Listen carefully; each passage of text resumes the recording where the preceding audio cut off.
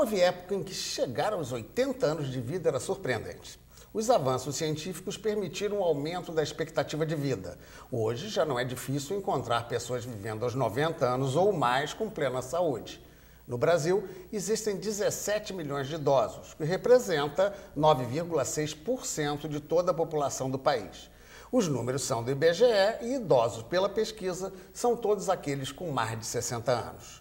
As consequências econômicas são expressivas principalmente na Previdência.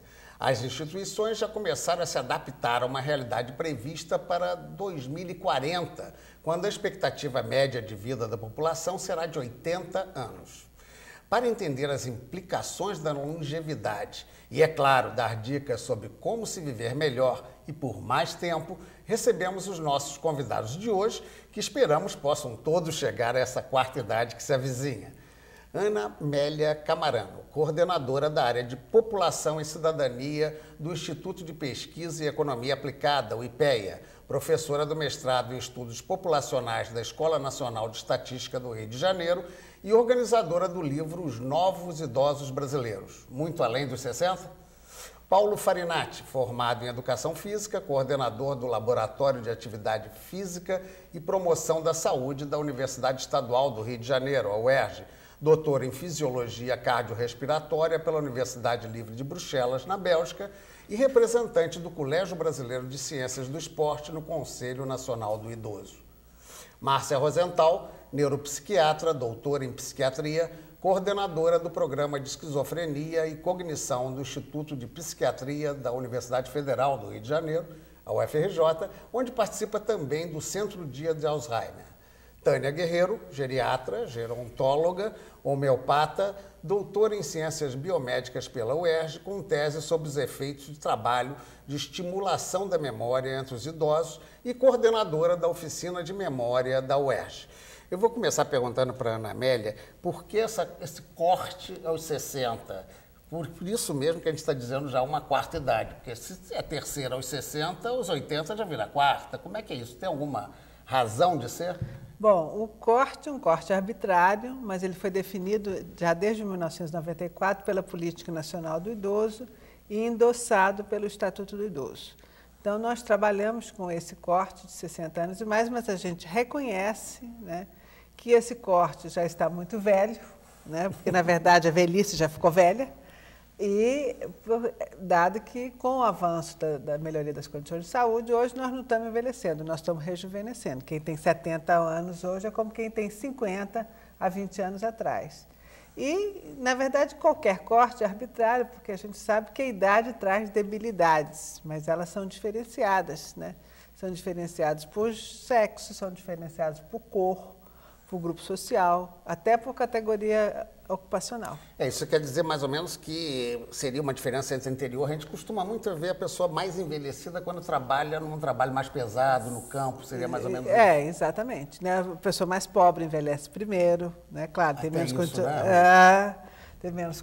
Tem menos né, condições de saúde, de qualidade de vida. Né? Agora, hoje, como esse segmento está vivendo mais tempo, né, 60 anos, pode esperar ver 30, ainda mais 30 anos pela frente, costuma-se dar um corte, né? Hoje na Europa isso é comum, da quarta idade, começando nos 75, 80 anos, que também é um corte arbitrário. O corte seria quando, exatamente o período da perda de capacidade funcional, né? É o que chamaria a quarta idade, que nós chamávamos anteriormente de terceira idade. Tá. Paulo, disse aí, a partir dos 60 anos, muito o Estatuto do Idoso, né, estabelece algumas regras. Pode ser que não seja do conhecimento de todos que não estão atentos aí. Que características você ressaltaria como principais dessa legislação específica para o idoso no país? Como principais características, a gente pode destacar é como se fosse uma carta de intenções visando que se garantam direitos para a pessoa idosa, uma vez que essas pessoas hoje constituem um grupo que tem poder de pressão política, tem demandas específicas, tem poder de pressão econômica. Então, isso gerou uma situação em que se tinha que satisfazer essas demandas. E o Estatuto do Idoso, a Política Nacional do Idoso, nada mais é do que, ao meu ver, a consequência de demandas que estavam reprimidas. Então, quer dizer, muito do que está no Estatuto do Idoso, muito do que reza a Política Nacional do Idoso, a gente tem que reconhecer que não está vigindo. Não acontece ainda. O que é que você acha, por exemplo, que seja a pior falha? A questão do acesso à educação continuada, por exemplo, que está no Estatuto do Idoso, isso não acontece. A questão do transporte gratuito, né? Isso não acontece, nem sempre respeitado. O intermunicipal, por exemplo, isso não acontece. Mas são coisas que a gente tem lá na carta, que tem no Estatuto, que tem na política, e que, como é uma carta de intenções, a gente tem que criar condições para perseguir o cumprimento do que está ali. E sendo uma carta de intenções, para mim isso já é uma coisa positiva.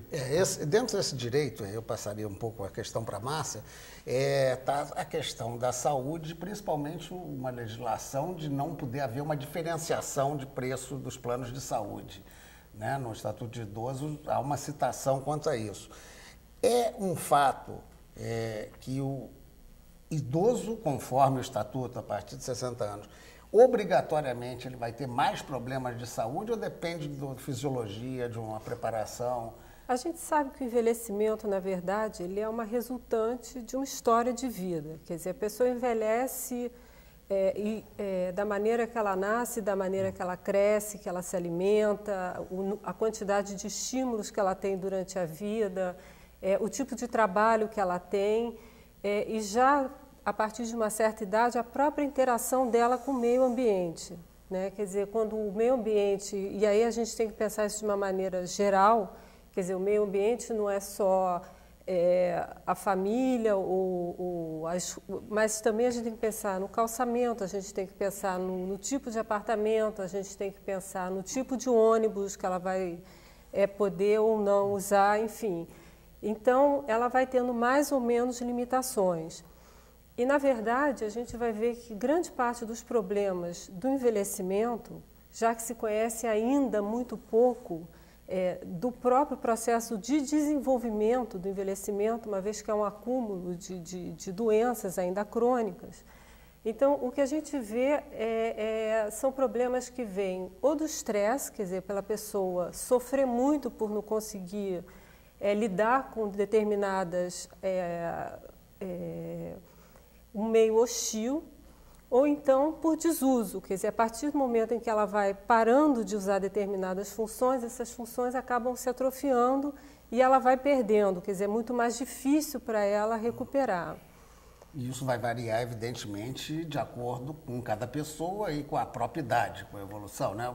Quem deixar de ser ativo, digamos, numa função de memória, ou mesmo, vai ter muito mais dificuldade, certamente.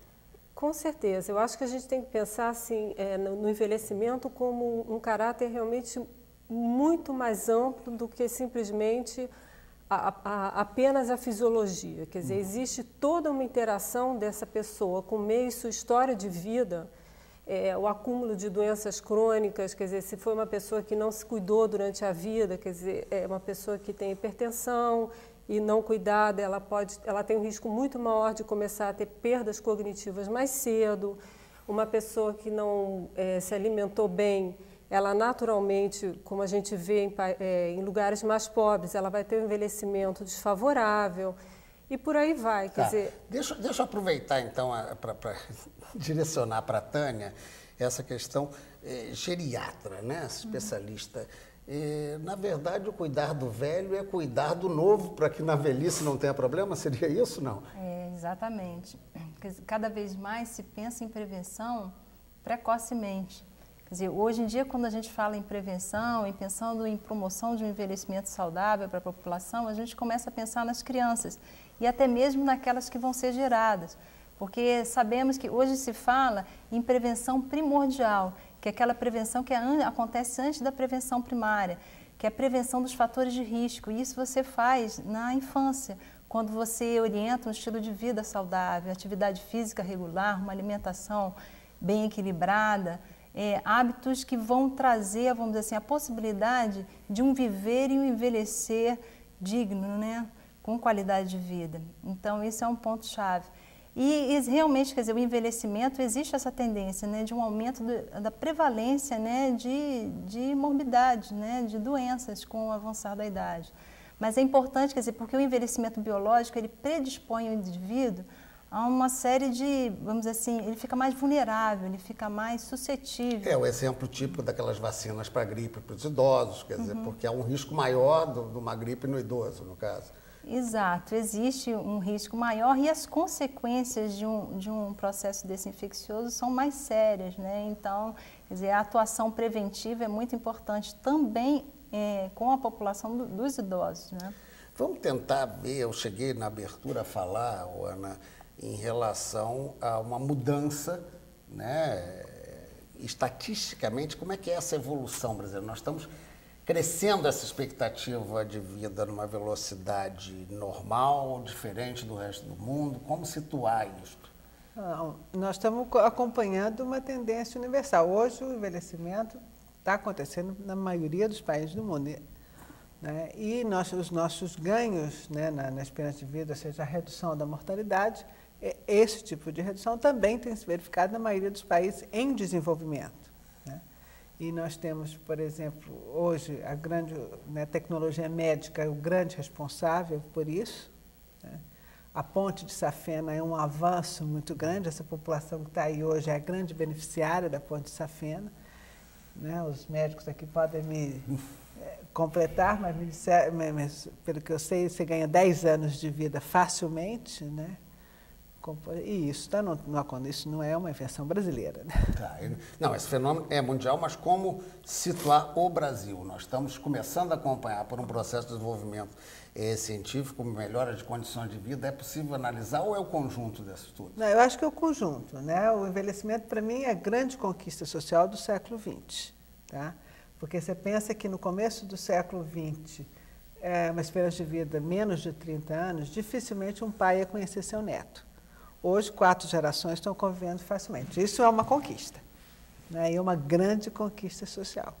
Agora, e isso se deve à melhoria das condições de vida em geral, né? Melhoria de renda, né? Por mais que seja desigual no nosso país, a gente hoje o acesso aos serviços médicos, né, é muito diferente do que era 30 anos atrás. Tá? Isso se tem... com todas as deficiências. Com todas as deficiências, com todas as desigualdades, se tem uns têm mais do que outros menos, mas em relação ao passado, é melhor do que o passado. Como acesso à alimentação, né? Como acesso a uma certa qualidade de água tratada, a esgoto, quer dizer, isso é uma melhor qualidade de vida. E é uma tecnologia médica que avançou muito. Né? Bem, eu vou fazer agora um pequeno intervalo e nós voltamos já já, continuando a discutir o nosso tema de hoje.